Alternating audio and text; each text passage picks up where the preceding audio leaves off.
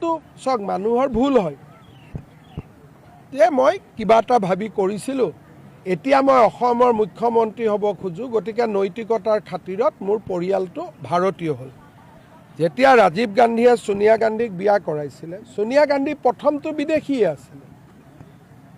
কিন্তু তাৰ পিছত তেওঁ ভাৰতীয় নাগৰিকত্ব হ'ল কোনদিনা হ'ল যেতিয়া ৰাজীৱ গান্ধী ৰাজনীতিত সোমালে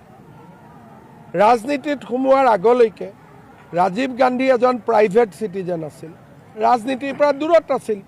সেইকাৰণে সোনিয়া গান্ধীৰ নাগৰিকত্ব সলনি হোৱা নাছিল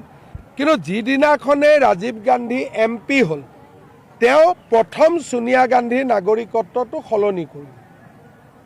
এতিয়া তেওঁ কংগ্ৰেছৰ নেতা আৰু সোনিয়া গান্ধীৰ আদৰ্শ মোৰ আদৰ্শ অনুসৰণ কৰিব নালাগে সোনিয়া গান্ধীৰ আদৰ্শটো অনুসৰণ কৰিব লাগে নে নালাগে ইচ্ছা কৰিলে